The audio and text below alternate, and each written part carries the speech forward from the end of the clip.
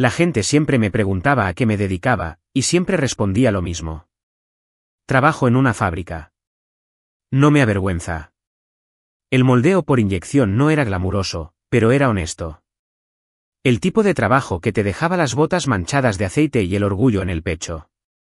Llegaba a las 6:45, con tapones para los oídos, y me guiaba por la orquesta de vapor, presión y precisión. Las máquinas rugían como dragones, expulsando carcasas de plástico y piezas con un calor que se sentía en los dientes. Había aprendido a desconectarme de todo, a dejarme llevar por el ritmo del trabajo. Pero esa noche, ese mensaje. Era miércoles. Lo recuerdo porque acababa de llegar a casa del segundo turno, con las palmas de las manos doloridas y la camisa pegada a la espalda. Estaba de pie junto al lavabo, quitándome el olor a polímero quemado y a pesadillas, cuando mi teléfono se estropeó. Chat familiar. Normalmente lleno de memes, recordatorios de cumpleaños y cadenas de oración. Me limpié las manos en los vaqueros y lo abrí sin pensarlo 2 veces. El nombre de Leticia era el primero. Todos los maridos de mis amigas tienen éxito. Excepto el mío. Elegiste ser obrero de fábrica, y ya no te veo como mi esposo. Por favor, no vengas. Adjunto una invitación digital. Su cena de cumpleaños. Sábado. El mismo restaurante de lujo donde celebramos nuestro 5º aniversario. Misma hora, mismos amigos, misma familia. ¿Lo único que falta? Yo. Lo leí 3 veces. Cada palabra se clavaba en mí como una cuchilla fría. No era ira. Era solo cirugía. No gritó. No discutió. Me despidió con la misma facilidad con la que borra un borrador de correo electrónico. Me desplacé hacia arriba en el chat, solo para asegurarme de no haberme perdido algún comentario previo, alguna pelea, algún comentario pasivo-agresivo que pudiera haber predicho esto. No había nada. Apenas 3 días antes, había enviado una foto de las cortinas nuevas que compró con un emoji de risa. Y ahora esto. Mis dedos flotaban sobre el teclado. Podía escribir algo. Cualquier cosa. Vaya. Está bien. ¿Por qué? Pero no me salía nada. Ninguna palabra parecía lo suficientemente fuerte como para confrontar la insignificancia que de repente sentí. Colgué el teléfono. No está en el cargador. No está junto a mi billetera como siempre. Solo abajo. Fui al dormitorio y miré a mi alrededor.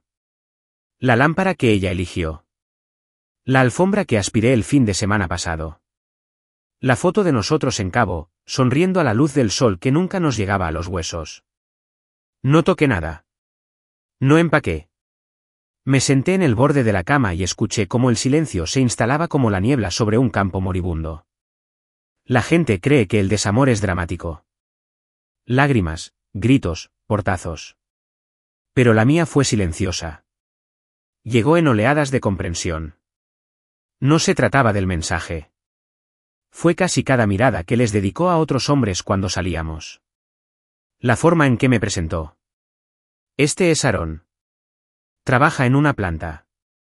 Como si yo fuera un personaje de su comedia, ya no le hacía gracia.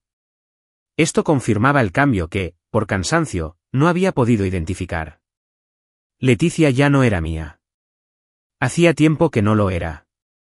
Quizás nunca lo fue. Y ya no seguiría haciendo el papel del marido vergonzoso. El que fracasó al elegir la estabilidad por encima de la ambición. Me llamaba insignificante, pero había superado despidos, facturas médicas y un aborto espontáneo del que se negaba a hablar. ¿Y ahora, por no haber buscado un despacho, no me querían? Salí y me senté en los escalones. El aire nocturno era denso y olía a lluvia, aunque el cielo estaba despejado. Al otro lado de la calle, los Wilson volvían a discutir. Sus voces flotaban como ruido de fondo mientras me miraba fijamente en la ventanilla del coche del vecino. Parecía cansada. No por la fábrica, sino por intentar ser suficiente para alguien que ya había decidido que no lo era. Ese mensaje no me desanimó. Lo aclaró todo. No iba a haber una gran confrontación. ¿Sin palabras? No, ¿cómo pudiste? No iba a rogarle un lugar en su mesa. Si quería una fiesta sin mí, podía tenerla. Pero nunca volvería a tener el tranquilo consuelo de mi lealtad. No me permitiría sentarme a la cabecera de la mesa un día, fingiendo que habíamos construido algo juntos. Lo perdió. Volví adentro, me di una ducha larga y dejé que el vapor me quitara el cansancio de la piel. No lloré. No porque no me doliera, sino porque era como llorar a alguien que ya había sido un fantasma durante años. Letitia no había sido mi pareja en mucho tiempo. Seguí fingiendo. Al meterme en la cama, no la toqué. Estaba dormida, de espaldas, respirando como si el mundo estuviera bien. Y quizá para ella lo fue. A la mañana siguiente, preparé una sola maleta. 2 camisas. Unos vaqueros. Mi caja de herramientas. No dejé ninguna nota. No cerré la puerta de golpe. Simplemente salí. En silencio. Para cuando ella despertara, yo estaría camino a ningún sitio en particular. Solo a un lugar donde no me obligara a disculparme por ser el hombre que era. No el que ella quería reemplazar, sino el que ya no necesitaba su permiso para crecer. Y ese fue el principio de todo. No di un portazo al salir. Ni siquiera la cerré del todo. Se cerró con un clic tras de mí, como si se me hubiera ocurrido en el último momento. Mis botas resonaron en los escalones de hormigón, un sonido más definitivo que cualquier discusión que nunca tuvimos. No hubo pelea. Sin gritos. No, ¿cómo te atreves? O por favor, no te vayas. Solo yo, alejándome con una bolsa de lona que apenas cerraba la cremallera y un silencio que por fin sentía como mío. Encontré un pequeño apartamento de alquiler a 2 cuadras de la fábrica. Un estudio con una ventana y un lavabo que silbaba como si estuviera furioso por ser usado. El colchón era de un compañero de trabajo llamado Luis que tenía uno de repuesto en su garaje. Sin sofá. Sin televisión. Solo paz. Esa paz que no te das cuenta de que anhelas hasta que respiras de verdad por primera vez en años. Me senté en ese colchón esa primera noche, rodeada de paredes vacías y ecos de la nada, y sentí una libertad disfrazada de pobreza. La semana siguiente, hice turnos dobles. Me ofrecí como voluntario los fines de semana. No había nadie a quien ir a casa. Nadie a quien preguntar dónde había estado. El capataz se dio cuenta, pero no dijo mucho. Solo me hizo un gesto con la cabeza, como si dijera, eres de los que no se rinden. Me gusta eso. Me gusta no rendirme. Leticia no me pagó. Ni una sola vez. No hay mensajes. No sé dónde estás. Nada. Y en ese silencio, me di cuenta de algo brutal. A ella no le importaba. No lo suficiente como para preguntar. Ni siquiera lo suficiente para fingir. Su mensaje fue como cerrar una puerta, y ni una sola vez se fijó si yo seguía al otro lado. Su familia tampoco se puso en contacto. Judith, su hermana, me escribía chistes los domingos y me preguntaba por mis recetas de barbacoa. Una vez, Reina me pidió que le arreglara el radiador del coche, y conduje por toda la ciudad a medianoche para ayudarla. Damari, la prima charlatana de Leticia, me pidió prestado el coche incontables veces, a veces durante fines de semana enteros. Solía cocinarles. Solía sentarme con ellos en el porche, cerveza en mano, viendo cómo el cielo se tornaba dorado. Pero cuando me fui, siguieron su silencio como si fuera evangelio. Mi nombre desapareció de sus bocas. El grupo de WhatsApp siguió activo. Lo revisé una vez. Seguían etiquetándose en las invitaciones a cenar, enviándose selfies con filtros y chocando las copas de vino. Leticia publicó una foto de su cena de cumpleaños en ese mismo restaurante de lujo. Vestía de rojo. Su color favorito, mírame. El pie de foto decía, rodeada de amor. Lo miré 5 segundos y luego borré el grupo. No por amargura, sino porque había decidido que, si no formaba parte de la imagen, tampoco formaría parte de la galería. No dolió como pensé. Fue más bien como podar un árbol que había crecido salvajemente y estrangulado la luz del sol, cortando lo que ya no me servía. Dejé de usar el anillo de bodas. Dejé de revisar el buzón de la vieja casa. Empecé a llegar temprano a los turnos y a quedarme hasta tarde, no porque no tuviera a dónde ir, sino porque me estaba convirtiendo en otra persona por completo. Por la noche, me inscribí en clases en línea. Logística, gestión de la cadena de suministro, cumplimiento de la seguridad industrial. Materias primas. De esas que te hacían perder el interés si no te importaba. Pero a mí sí me importaba. No por ella. Ni siquiera por venganza. Me importaba porque algo dentro de mí había hecho clic. Si iba a reconstruir, no iba a hacerlo a medias. Había noches que me afectaban. Noches tranquilas. Doblaba la ropa en la lavadora pequeña, con el olor a detergente elevándose como un fantasma de las viejas costumbres. Y de la nada, las lágrimas brotaban. No sollozos. Solo las que caían sin previo aviso. No por Letitia. No. Esas lágrimas eran por el hombre que una vez creyó en ella. El que creía que él para siempre era una promesa, no un acto. Lo lloré. La versión de mí que creía que el amor bastaba. Pero luego me seco la cara y empiezo a leer de nuevo. Manuales. Trabajos de curso. Auditorías de productividad. Porque cada vez que avanzaba, perdía un poco más la necesidad de ser visto por quienes nunca me veían realmente. Me volví invisible, pero no como la mayoría teme. Me volví invisible para la gente equivocada, su gente. De esos que medían el valor por los relojes de diseñador y el título que seguía a tu nombre. Letitia le susurró una vez a su amiga en una fiesta: trabaja con las manos, no con el cerebro. En aquel momento me lo tomé a risa. ¿Pero ahora? Ahora entendía que lo decía en serio.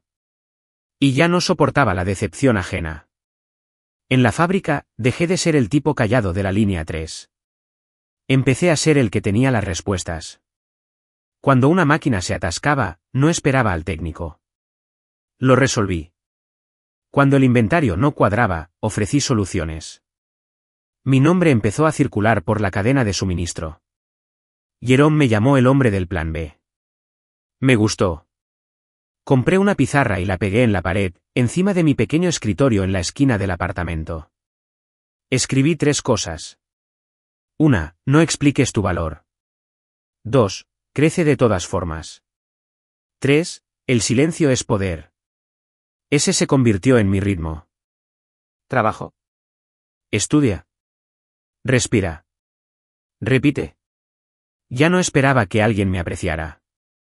Ya no daba amor como si fuera calderilla, esperando que fuera suficiente. Ya no me quitaba nada para que los demás se sintieran completos. Letitia podía ser el centro de atención. Las cenas. Las versiones filtradas de su vida que la hacían sentir importante. No necesitaba eclipsarla. Solo necesitaba dejar de encogerme a su alrededor. Y eso fue exactamente lo que hice. En silencio. Con intención. Sin disculpas. Me convertí en el hombre al que nunca se quedaba lo suficiente para conocer. En la fábrica, era fácil integrarse. Las máquinas gritaban tan fuerte que ahogaban la mayoría de los pensamientos, y la gente se mantenía en sus filas. Nadie hacía preguntas que no quería respuestas reales. Me gustaba así. Mantenía la cabeza gacha. Tapones para los oídos. Con la mente enfocada en mantener la producción fluida. El ritmo de la repetición me dio un punto de apoyo. Pasos que podía seguir sin mirar atrás. Jerome, uno de los técnicos de piso, era un bocazas y su risa era aún más fuerte. Hacía chistes en los descansos, sobre todo sobre su exesposa o su equipo de fútbol fantasy. Nunca me preguntó por Letitia. Nunca me preguntó por qué empecé a hacer turnos de noche ni por qué nunca mencioné una residencia. Ese silencio, ese respeto tácito por los límites, significó más para mí que cualquier compasión. Luis, un chico más joven con un recién nacido en casa, empezó a darme su almuerzo extra algunos días. Dijo que su esposa le había empacado demasiado. Yo sabía que no era así. Vio cómo comía solo, en silencio, metódico, con el hambre de quien sobrevive a más de una inanición. Aún así, acepté la comida. Di las gracias. Eso es lo que pasa con la sanación, no siempre llega con terapia ni monólogos. A veces se manifiesta en un sándwich compartido en la sala de descanso. ¿Pero el dolor? Llegó como un daño por agua. lento, silencioso, acercándose a los límites de todo. Algunas noches llegaba a casa y me encontraba doblando ropa que no recordaba haber lavado. Una camisa que usé durante años, de repente raída. Calcetines sin par. El proceso me resultaba familiar. Y eso lo empeoraba. Doblar la ropa era algo que Letitia y yo solíamos hacer juntas. Charlas nocturnas mientras separaba luces y sombras. Bromeando sobre que nunca doblaba toallas, ¿verdad? Sonreía a esos recuerdos hasta que uno me golpeaba demasiado, y entonces me quedaba allí sentada, con una sudadera medio doblada en el regazo, respirando con dolor. Pero no lloré por ella. No, esa parte de mí ya había muerto. Lloré por la versión de ella que había construido en mi cabeza. La que me daba un beso de buenas noches y me esperaba en la puerta con las sobras de estofado y una sonrisa. Esa mujer, por la que luché, por la que me sacrifiqué, nunca existió realmente. No fuera de la versión que me inventé. Ese fue el dolor que me desgarró. Me di cuenta de que me había enamorado de un espejismo. Así que la enterré. No a la mujer, sino a la ilusión. Cada vez que recordaba algo dulce, una tarjeta de cumpleaños, un picnic, un chiste que solíamos compartir. Lo dejaba subir y bajar como la marea. Sin resistencia. Sin aferrarme. Solo observando. Y entonces me decía, esa versión de ella se ha ido. Ella nunca vivió realmente fuera de tu esperanza. Suena frío, pero no lo es. Es claridad. El tipo de dolor que surge cuando dejas de reescribir la historia para que el dolor parezca un propósito. Ella no estaba rota. No estaba confundida. Ella sabía exactamente quién era, y yo no era suficiente para su visión del éxito. Eso no es tragedia. ¿Es rechazo? Y el rechazo no merece adoración. Encontré consuelo en los sistemas, en cosas que no te traicionaban. Manuales, diagramas de flujo, horarios. Empecé a leer guías de lógica de producción durante mis pausas de almuerzo. Estudié cómo se descomponían las cadenas de suministro. ¿Qué causaba los cuellos de botella? Cómo mejorar la gestión de residuos en el suelo. Llegaba a casa y subrayaba páginas hasta que se me nublaba la vista. Luego, me despertaba y ponía a prueba las teorías en tiempo real. Al principio no se trataba de ambición. Se trataba de distracción. De llenar el espacio que Letitia ocupaba con conocimiento que no me hiciera daño. Pero poco a poco, algo cambió. Empecé a disfrutarlo. No solo aprendiendo, sino mejorando. Empecé a ver los problemas antes de que ocurrieran. Arreglaba las cosas sin que me lo pidieran. Incluso el capataz, un hombre que rara vez hacía cumplidos, empezó a decir, «Tienes ojos, Aarón». Como si vieras cosas que a otros se les escapan. Él no sabía que no tenía nada más que ver. Nada de cenas familiares. Nada de tradiciones dominicales.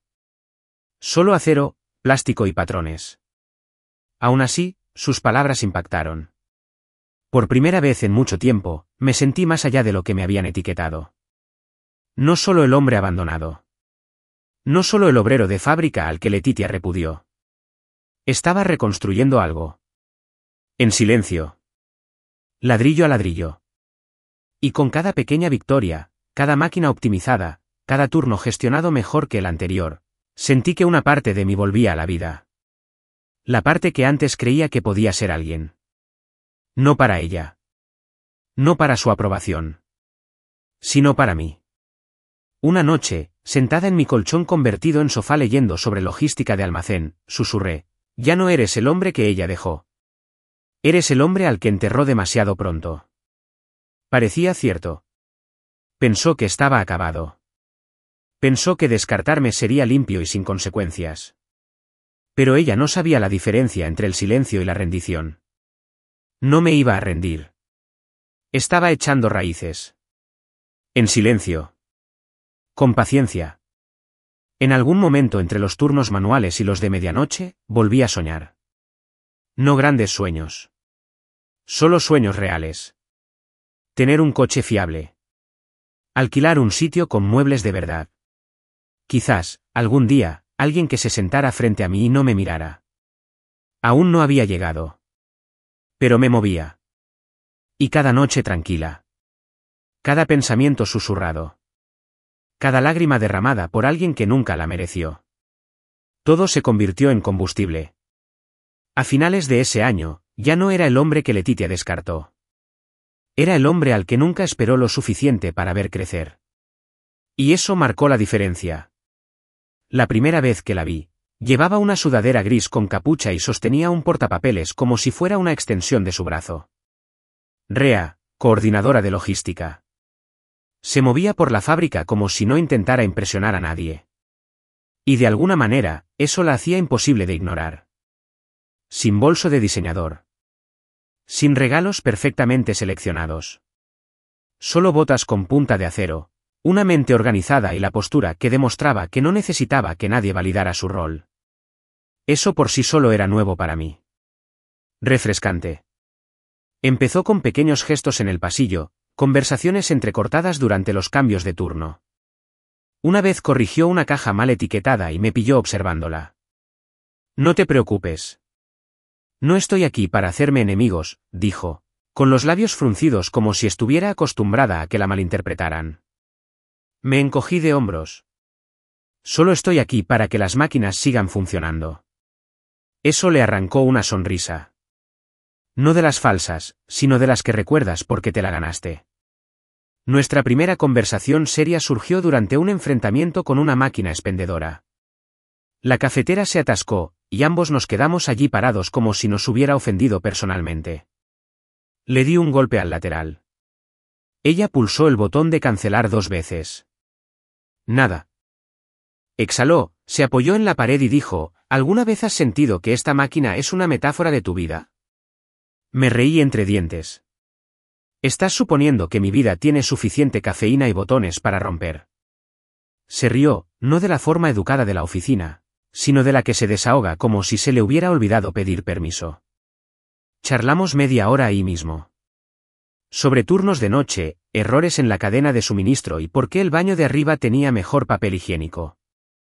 No fue flotación. Fue tranquilidad. Le dije desde el principio que, técnicamente, seguía casado. No estoy legalmente separado ni divorciado. Simplemente, me fui. Me dijo que no era lo suficientemente bueno, así que me fui. Dije con voz serena. Sin amargura. Solo un hecho. Rea no se inmutó. Dio un sorbo a su vaso de papel de café amargo y respondió, entonces eres más libre que la mayoría de los hombres que conozco. Esa frase se me quedó grabada. No porque fuera romántico, sino porque era real. Durante los siguientes meses, se convirtió en una parte habitual de mi día. No nos apresuramos. Nada de declaraciones dramáticas. Solo una larga conversación que seguía dando sus primeros pasos. Algunas noches comíamos en el estacionamiento, apoyados en mi auto, pasándonos papas fritas como adolescentes que evitan el mundo. Una noche, me dio sus llaves. Ven a casa, me dijo. Tengo un sofá de verdad y mejor café. La seguí sin preguntar qué éramos. Esa noche, me senté en su pequeño pero limpio apartamento, cambiando canales que en realidad no veíamos. Se acurrucó a mi lado, no inclinándose como un salvavidas, sino sentada cerca como alguien que prioriza la presencia sobre la necesidad. Era la primera vez en años que alguien me tocaba sin un propósito definido. Cuando la besé, no se trataba de reemplazar a nadie. Se trataba de honrar algo que había crecido silenciosamente sin necesidad de que nadie lo exigiera. A finales de año, me mudé. Reemplacé mi colchón con el juego de cama de su habitación de invitados. Mi caja de herramientas tenía su propio rincón en su armario. Teníamos un ritmo. Rutinas matutinas con pasta de dientes compartida y tazas desiguales. Cenas tranquilas donde no necesitábamos hablar para sentirnos escuchados. Ella no me pidió que me convirtiera en nadie más. No intentó arreglarlo. Leticia se quedó atrás. Simplemente hizo espacio y me dejó llenarlo a mi manera. Cuando Rea se embarazó, me quedé paralizada. No porque no lo quisiera, sino porque de repente me di cuenta de cuánto lo deseaba. La observé mientras sostenía la prueba en nuestro pequeño baño. Su rostro era una mezcla de nerviosismo y una silenciosa esperanza. ¿Estás bien?, preguntó, mirándome a mí en lugar del palo. Asentí lentamente. Sí. Sí, lo soy. Sonrió. No estaba segura de si debíamos decírselo a Leticia, añadió. Para que quede claro. La miré fijamente, asombrado de que siquiera lo considerara. Que lo lea algún día, le dije, y ahí se acabó. No lo anunciamos como un titular. Sin publicaciones en redes sociales ni chats grupales. Solo preparativos discretos. Pintamos el segundo dormitorio en suaves tonos tierra. Compramos ropa de bebé de segunda mano y discutimos sobre las características del cochecito como si fuéramos profesionales. Cada patadita era como un nuevo contrato con la vida que estaba construyendo. Una vida que no tenía nada que ver con quién me había abandonado, sino con quién había decidido quedarse. Rea no me trataba como un proyecto. No veía mi pasado como una sombra que la perseguía. Me recibió donde yo estaba y caminó a mi lado sin tocar la lluvia. Cuando llegaba a casa después de trabajar hasta tarde, dejaba un plato en la encimera con una nota adhesiva. No eres tu antigua dirección. Palabras que sanaron más de lo que puedo explicar. Una noche, mientras estábamos sentados en el porche, con las manos apoyadas en su vientre, me dijo, ¿sabes? No pensé que acabaría con alguien como tú. Arqueé una ceja. Trabajadora de fábrica. Ella negó con la cabeza. No. Alguien tan inquebrantablemente tranquilo. No necesitas hablar fuerte para mantener el espacio. Eso es raro. No respondí. Solo le besé el dorso de la mano y dejé que ese momento se asentara. Solía pensar que ser suficiente significaba ganarse la aprobación de alguien. Leticia me enseñó lo contrario. Ella me enseñó que ningún esfuerzo te hace digno de alguien que ya ha decidido que no lo eres. ¿Rea? Nunca me obligó a ganarme el amor. Simplemente lo correspondía. En presencia. En paciencia. En cada decisión silenciosa de quedarme. Así que no intentaba reemplazar a Leticia. Enterré a esa mujer en todo lo que representaba. Rea no era una mujer de rebote. Ella fue un reinicio. Un nuevo tipo de esposa. De esas que vieron al hombre en el que me estaba convirtiendo y decidieron que ya era suficiente. Nunca busqué reconocimiento. No era de los que se subían a las mesas para hacerse notar ni levantaban la mano cada vez que algo salía bien. Me gustan las sombras. Me gusta el trabajo duro. Porque en las sombras, no hay foco que te ciegue a la verdad. Y el trabajo duro nunca miente. Le dedicaste horas y viste resultados. Sin política. Sin rendimiento. Solo trabajo. Empezó con un memorando. Los porcentajes de desperdicio en nuestras líneas de inyección estaban por las nubes.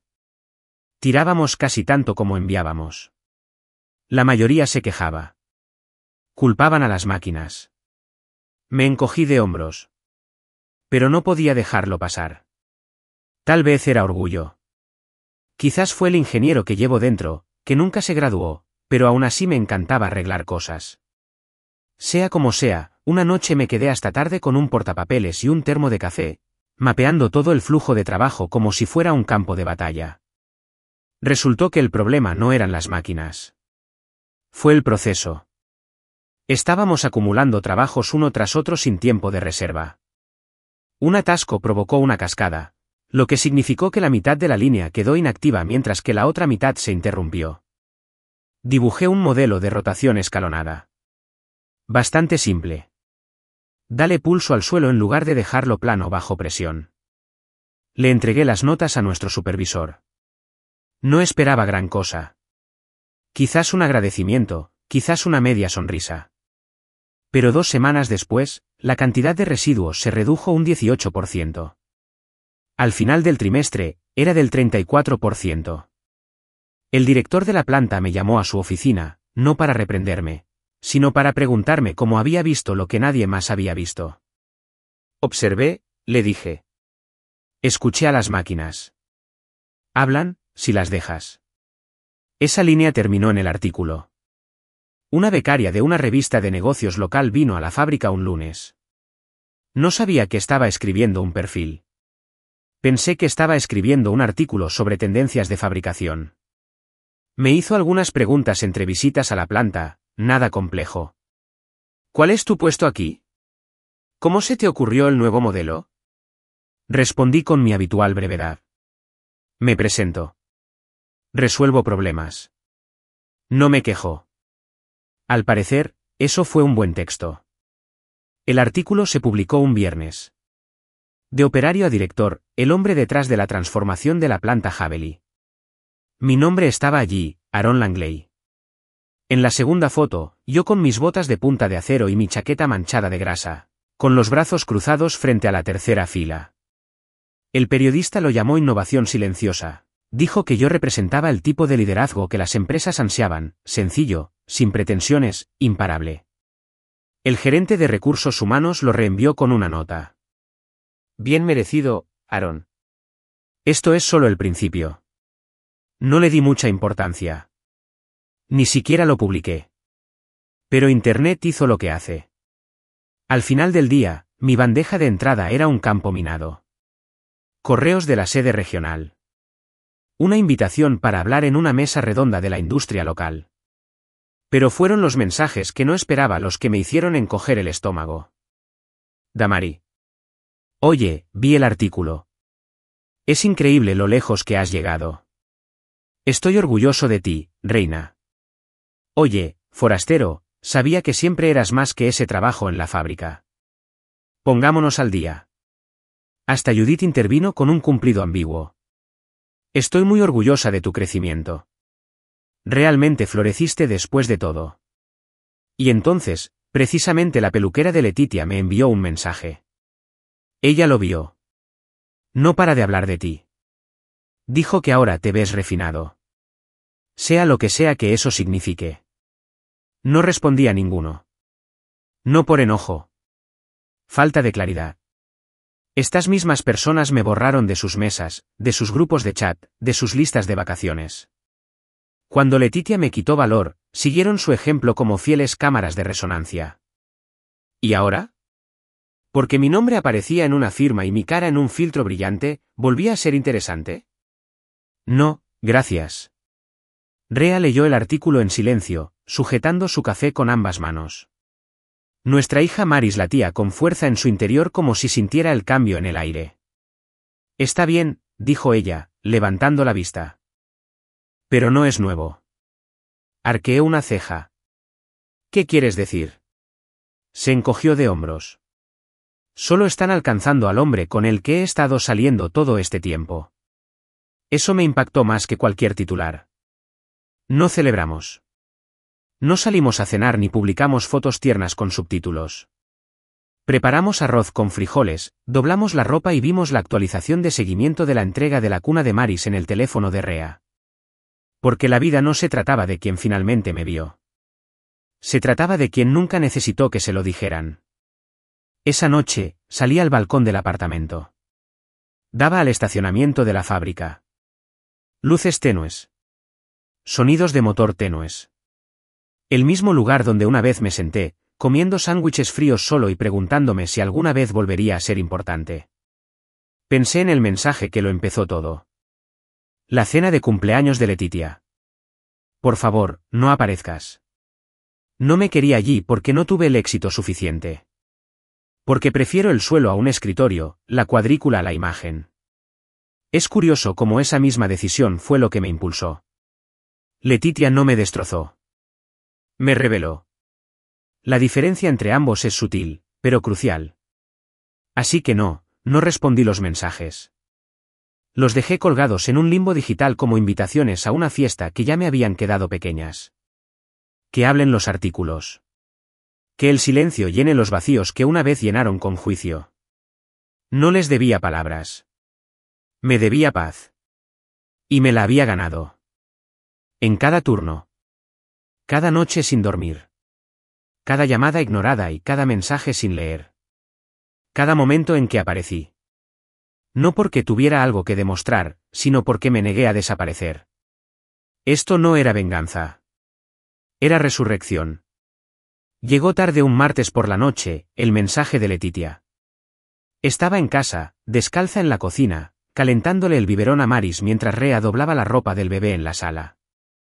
El suave murmullo de nuestra vida tranquila me envolvía, todo movimiento suave y rutina susurrada. Y entonces se me rompió el teléfono. Vi el artículo. Estoy orgulloso de ti. ¿Quieres hablar? Miré la pantalla como si fuera un espejo falso. Las palabras no me dolieron. Ni siquiera me sorprendieron.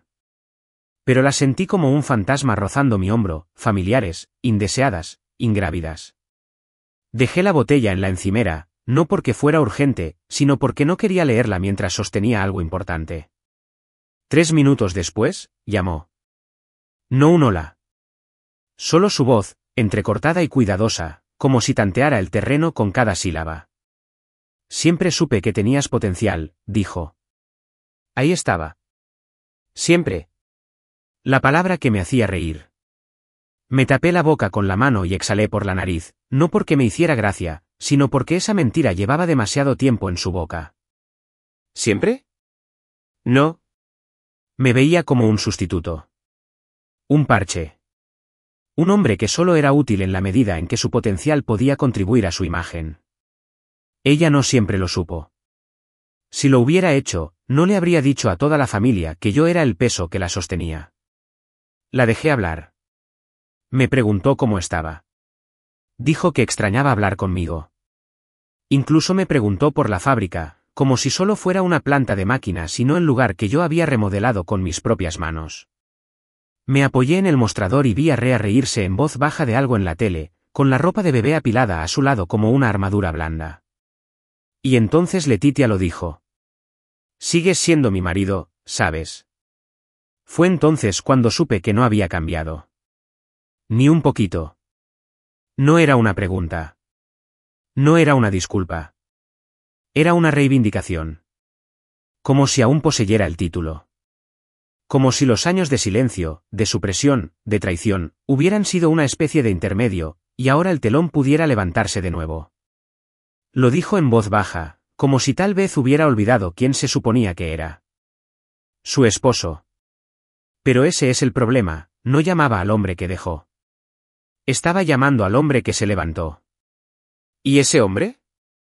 No le pertenecía. Esperé a que se hiciera el silencio antes de hablar.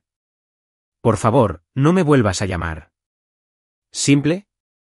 ¿Tranquilo? Cirugía. No respondió de inmediato.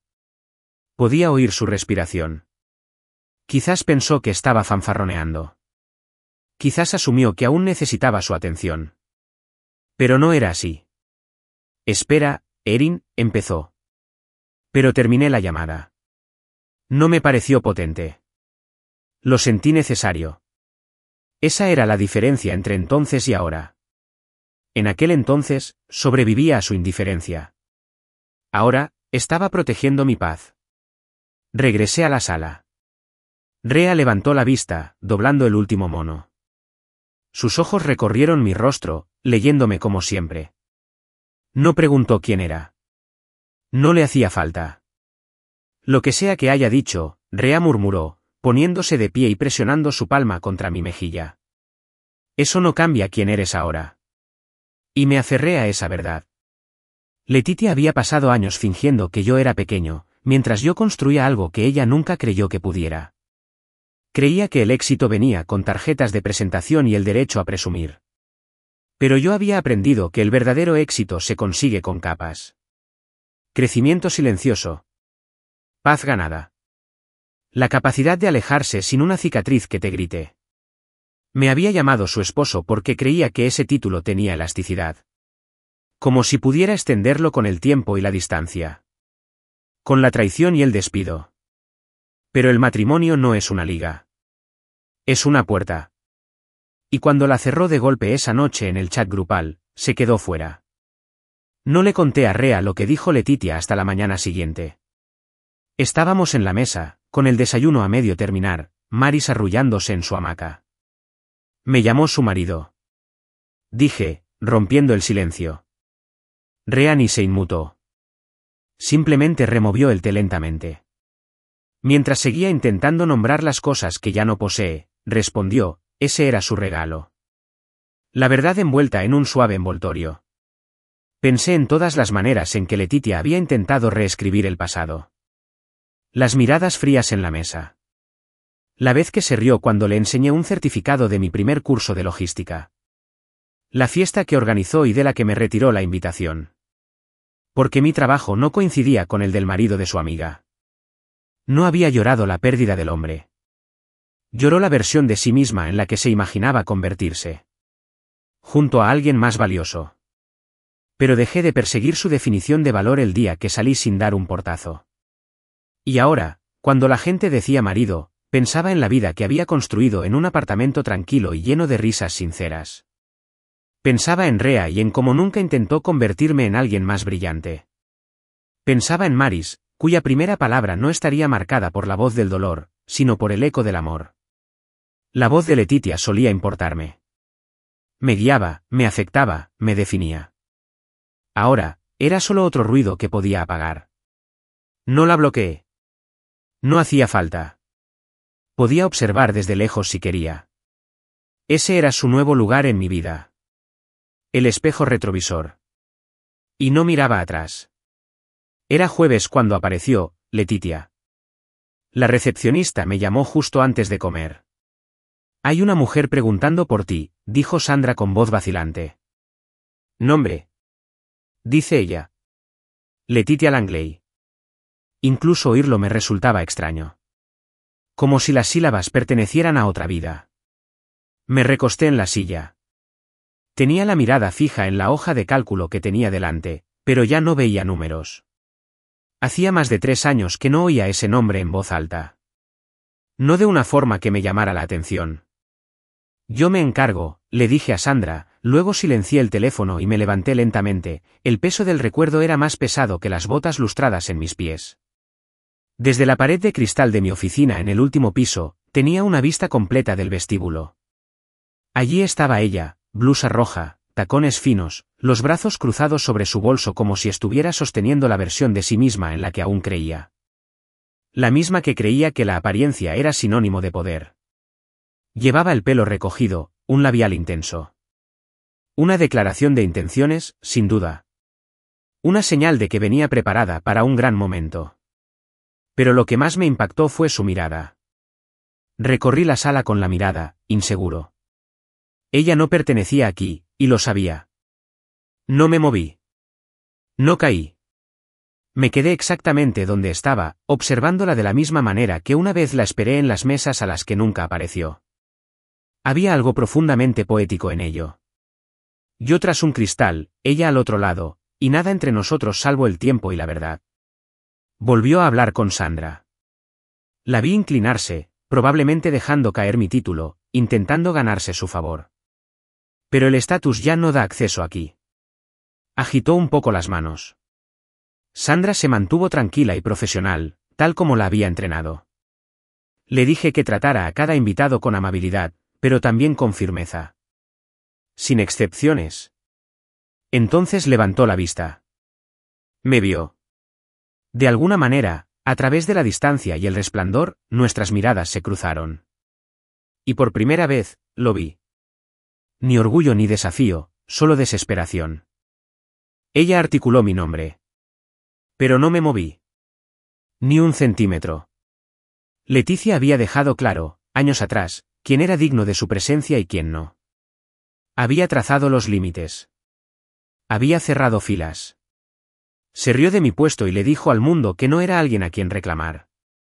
Y ahora allí estaba, en mi edificio, mi oficina, donde mi nombre estaba grabado en una placa junto a la puerta principal, pidiendo ¿qué? ¿Una segunda oportunidad? ¿Un asiento en una mesa que nunca ayudó a construir? No. Llamé a Sandra. Que seguridad la acompaña a la salida, dije rotundamente. Sé educado, pero firme. Hubo una pausa en la línea, una vacilación silenciosa, pero luego una calma, una comprensión. 2 minutos después, vi a David, de seguridad, acercarse a Leticia. Al principio, ella discutió, gesticulando con las manos y formando palabras rápidas que, desde tan lejos, no significaban nada. Pero no importó. David mantuvo su profesionalidad e hizo un gesto hacia la puerta. Y poco a poco, su postura cambió. El acero de su columna se derritió hasta convertirse en algo frágil. Vi cómo sus hombros se desplomaban. Su boca se apretó en una línea plana. Se aferró a su bolso como si pudiera mantener su dignidad. Y caminó. Nadie la aplaudió. No sonaba música. Pero para mí, ese silencioso caminar hacia la salida fue más sonoro que cualquier disculpa que pudiera haber ofrecido. Cuando las puertas del vestíbulo se cerraron tras ella, volví a sentarme en mi escritorio, con el corazón latiendo con fuerza y la mente despejada. Me había echado de su vida como si fuera mercancía defectuosa y una vergüenza. Le dijo a toda nuestra familia que no era un hombre de verdad. ¿Y ahora creía que podía volver al mundo que yo había construido sin reconocer lo que había destrozado? Presentarse en persona no fue valiente. Era tarde. Demasiado tarde. Una hora después, me fui a casa. Rea estaba en el porche, con el monitor de bebé en una mano y un libro en la otra. Levantó la vista cuando entré. Y solo por mi cara, supo que algo había cambiado. Ella vino. Dije que Rea no preguntó quién. Solo asintió, cerrando el libro sin marcar la página. ¿Qué hiciste? La vi irse. Me observó un momento. Luego dijo, bien. Esa noche, me senté en la habitación de Maris. Estaba durmiendo, con las manitas cerradas en puños, su pecho subiendo y bajando con un suave ritmo. Pasé una mano por la barandilla de la cuna, asentándome en el silencio. El rostro de Leticia una vez fue el sol en mi cielo. Me moví a su alrededor, adaptándome a su brillo y sombra. Pasé años intentando ser lo que ella pudiera amar. ¿Pero esa cara que vi hoy? No era el sol. Era un atardecer. Hermoso en su momento, pero ya pasó. Y ya no perseguía el crepúsculo. Era un sobre amarillo, grueso y sin marcar, metido entre un folleto del supermercado y una factura del agua. Sin sello. Sin remitente. Solo mi nombre escrito con esa letra curva que no había visto en años. Rea lo encontró. Había ido a revisar el buzón mientras Maris, furiosa, me lo entregaba sin decir nada, frunciendo el ceño como cuando algo no cuadraba. Me dejó esto, dijo, mientras estabas en el trabajo. Sentí una opresión en el pecho, no de miedo, sino de frustración. Leticia había cruzado la línea. No era un mensaje, ni un correo, ni una llamada. Era ella entrando en mi porche, invadiendo la vida que una vez consideró inferior.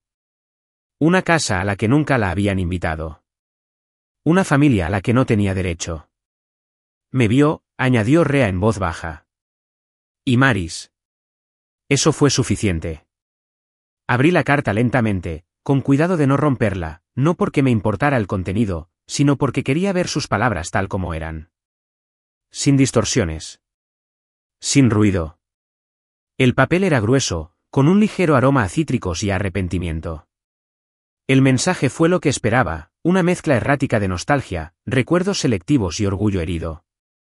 Erin, todos cometemos errores. No me di cuenta de cuánto tenía hasta que te vi en ese artículo. Te veías diferente. Como si hubieras encontrado tu fuerza. No pido que deshagas nada, solo que extraño la versión de nosotros que solíamos reírnos de las películas malas y comer cereal a medianoche. ¿Recuerdas eso? Me pregunto si podríamos hablar. Simplemente hablar. Siempre fuiste un buen hombre. Simplemente no sabía qué tan bueno era. Ahí estaba de nuevo. Siempre. La palabra a la que se aferró al reescribir la historia. Y luego, casi al final. Extraño el sentido de familia que teníamos. Quiero ver cómo has cambiado. Quizás conocer a tu hija. Ella debería saber quién soy. Doblé la carta una vez. Luego otra vez. Luego una tercera vez. Cada pliegue se sentía como una cuchilla. No pronunció el nombre de Maris. No reconoció a Rea. No admitió la crueldad de borrarme de su mundo cuando solo tenía lealtad que ofrecer. Esto no era responsabilidad. Era control disfrazado de sentimentalismo. La llamé. Contestó al segundo timbre, con una voz suave como terciopelo viejo. ¿Lo leíste? Sí. Una pausa. Y viniste a mi casa, Leticia. Solo quería dejarte la carta yo mismo. Viste a mi esposa, interrumpí, con voz tranquila, pero firme. Y viste a mi hija. Otra pausa. Más corta esta vez. Más nítida. No quise hacerte daño, Erin. ¿Solo? No. Ya no puedes usar esa palabra. Simplemente. Esa palabra es un escudo para los cobardes que no quieren asumir la verdadera responsabilidad. No puedes aparecer de repente en mi puerta después de años de silencio y pensar que, porque tengo algo que vale la pena ver ahora, mereces tener acceso a ello. ¿Pero yo? No soy tu esposo. No soy tu plan B. Y Maris no es tu arco de redención. Silencio en la línea. No es pesado. No lleno de emoción. Solo. Vacío. Le dijiste al mundo que no era tu esposo. ¿Recuerdas eso? Dijiste que no estaba a la altura. Y ahora quieres un lugar en una mesa que quemaste por completo. Dejé la pregunta ahí pendiente. No respondió. Construí esta vida sin ti. Y no a pesar de ti, sino por ti. Porque en el momento en que revelaste quién eras en realidad, dejé de vivir de lo prestado. Y te lo diré una vez, Leticia, no vuelvas a acercarte a mi familia. Un pequeño sollozo resonó en la línea. Estaba llorando. La dejé. No tienes derecho a perderte nada, dije finalmente, en voz baja. Tú te encargaste de eso. Entonces colgué la llamada. Sin gritos. Sin dramatismos. Solo la eliminación definitiva, quirúrgica, de una historia a la que ya no di mi consentimiento. Río estaba en el pasillo cuando me di la vuelta, apoyada en la pared, con los brazos cruzados. No me había escuchado a escondidas. No hacía falta. Ella lo leyó todo en mis ojos. No volverá, dije.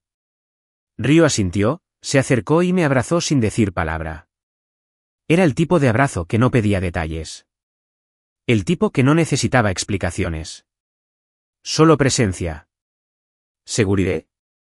Miré hacia la puerta de la habitación, entreabierta. Maris se movía suavemente en su cuna, el suave ritmo de su respiración era como una canción de cuna para la tormenta que sentía en el pecho. Leticia podía hablar todo lo que quisiera. Podía reescribir el pasado con elocuencia, con disculpas envueltas en seda, con versiones de nosotros que parecían más fáciles de recordar que la verdad. Pero la verdad era simple. Se fue, no en cuerpo, sino con fe, con lealtad, en los momentos de tranquilidad que más deberían haber importado. Y ya no necesitaba que lo admitiera.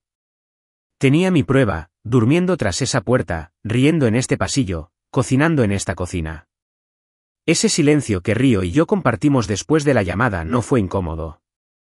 No fue pesado. Fue una confirmación. Había hecho lo correcto.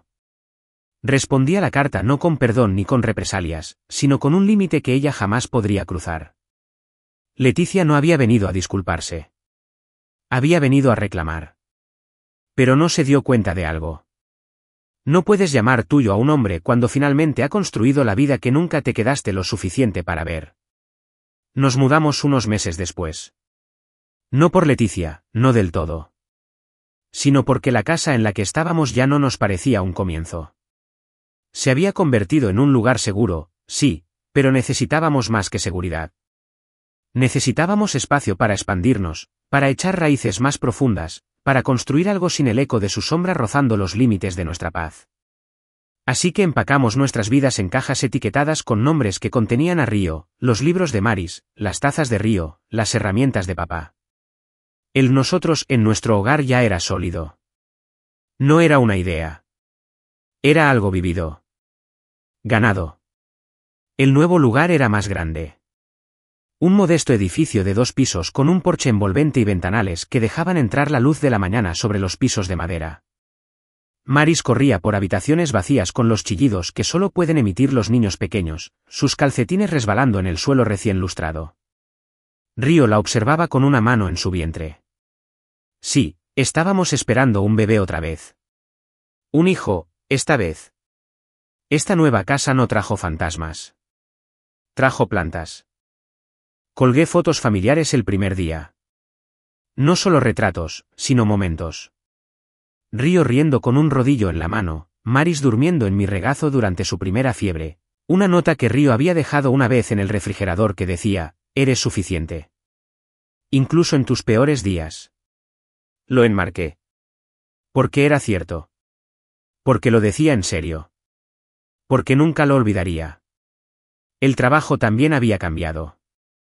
Ahora era el director ejecutivo de estrategia de manufactura. Un título ridículo, lo sé, pero significaba algo. No el dinero.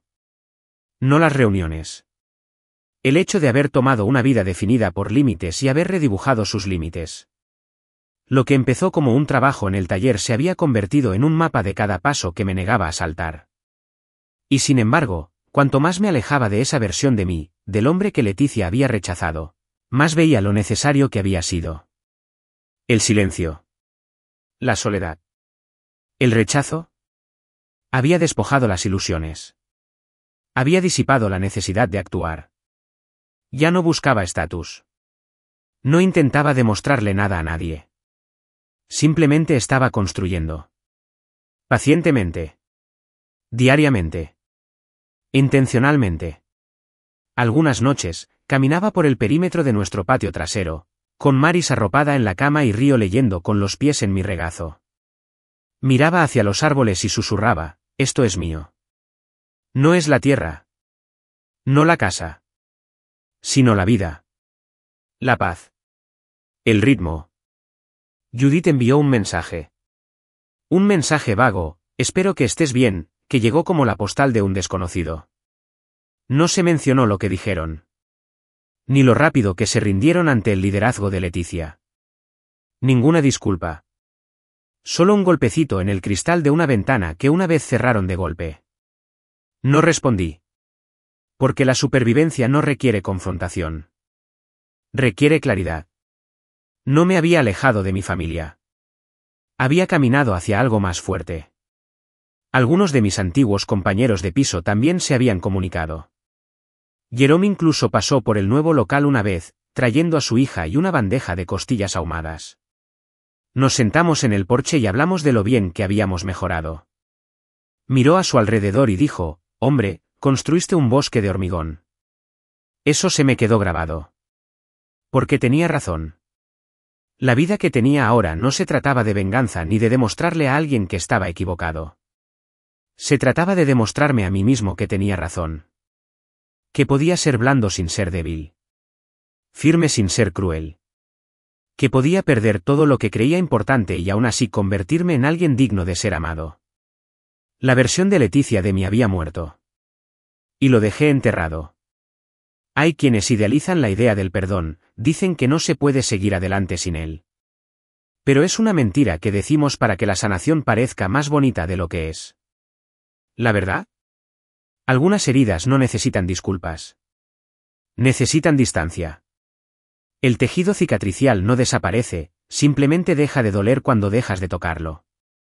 Una noche, mientras arropaba a Maris, me preguntó, ¿alguna vez te pusiste triste delante de mí? Hice una pausa, con su manita agarrando mi camisa. Sí, dije con sinceridad. ¿Por qué?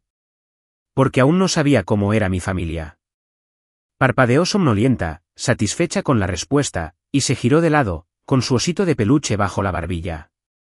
Eso era lo que pasaba con los niños, no necesitaban todos los detalles. Solo necesitaban presencia. ¿Seguridad? Una verdad que no me dolió. Después de que se durmió, volví a salir. Las estrellas colgaban bajas esa noche, esparcidas como migas de pan por el cielo que solía contemplar solo. Pero ya no. Ahora, oía pasos detrás de mí, diminutos y cada vez más grandes. Había calidez en mi interior, suave y firme. Había un propósito por delante, tranquilo y arraigado. Susurré a los árboles, ¿alguna vez han estado tristes? Y me respondí, ya no. El árbol cultivó su propio bosque. Porque nadie puede arrebatarte lo que has construido con tus propias manos, especialmente quienes no se quedaron lo suficiente para regar una sola semilla. Maris cumplió 5 años un domingo. El tipo de día en el que el cielo lo arregla todo, soleado pero no caluroso, ventoso pero no frío. Nos despertó temprano, dando saltos en la cama, sonriendo con todos sus dientes. Todavía con el pijama desparejado que insistió en usar la noche anterior. ¿De verdad es mío hoy?, preguntó con los ojos muy abiertos.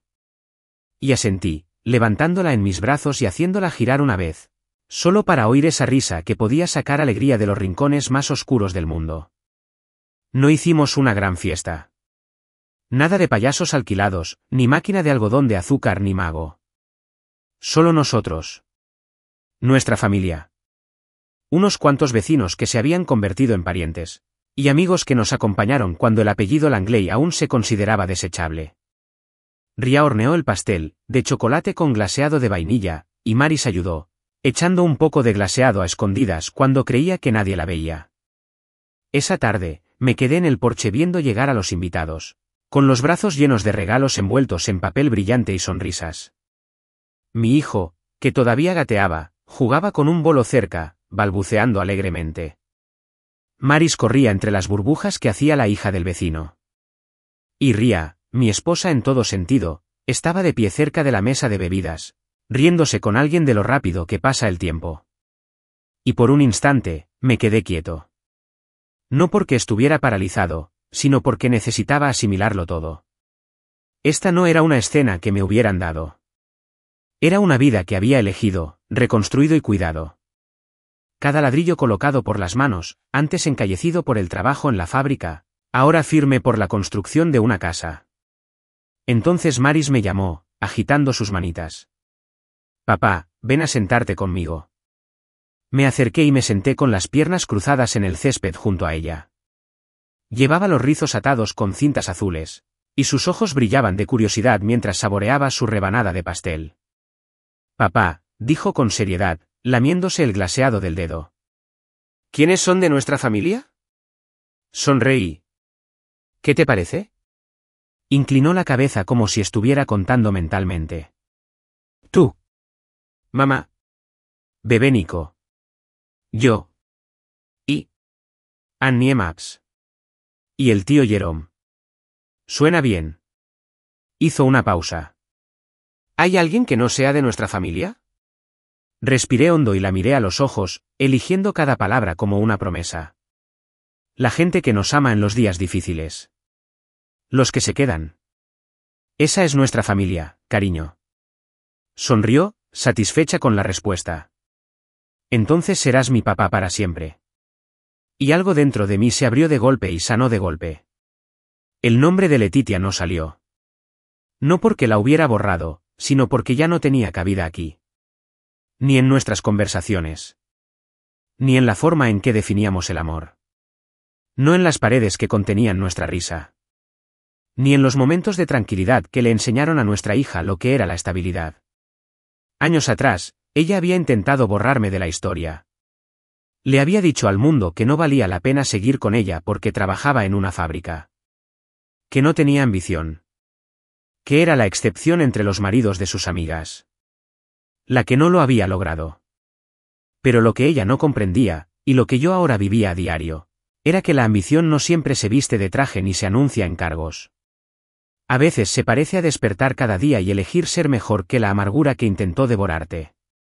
No había hablado con Letitia desde esa carta. Ni cuando intentó llamarme de nuevo un año después.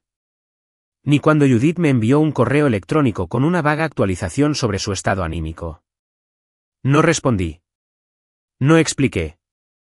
No era necesario. El perdón había llegado silenciosamente, pero no la había invitado a volver. Aprendí que el perdón no era para ella. Era para mí. Por mi hija. Por el hombre que veía en el espejo cada mañana y que ahora se erguía más alto, no por orgullo, sino por paz. Más tarde esa noche, después de que se fueran los invitados y Maris se acostara con sus libros nuevos y peluches, me quedé en el porche trasero con Rea, con una manta sobre los hombros. Las estrellas volvieron a brillar. Siempre las estrellas. Apoyó la cabeza en mi hombro. Ella nunca entendería esta versión de ti, dijo en voz baja. Nunca lo intentó, respondí. Nos quedamos en silencio un rato, escuchando el viento entre los árboles, el sonido de un hogar lleno de vida y pequeñas alegrías. Estoy orgullosa de ti, susurró Rea. Y me impactó. No porque lo necesitara, sino porque oírlo de alguien que lo decía sin reservas todavía se sentía como un bálsamo en la piel que antes se quemaba bajo la crítica. Estoy orgullosa de nosotras, dije. Porque lo logramos juntas. A través del dolor, de la resiliencia, de cada paso para alcanzar la plenitud sin necesidad de permiso. Esa noche, al pasar por última vez frente a la habitación de Maris, eché un vistazo dentro. Estaba durmiendo, abrazando a su osito favorito, con la palabra para siempre bordada en su camisita. Sonreí, apagué la lamparita y cerré la puerta con cuidado. Cuando me preguntan cómo lo logré, cómo llegué a ser quien soy, no menciono cargos, artículos ni ascensos. Les digo la verdad. Mi esposa se divorció de mí por chat grupal. Respondí con silencio y éxito. Y entonces construí una vida tan plena, tan brillante, tan estable. Ella nunca podría volver a tocarla.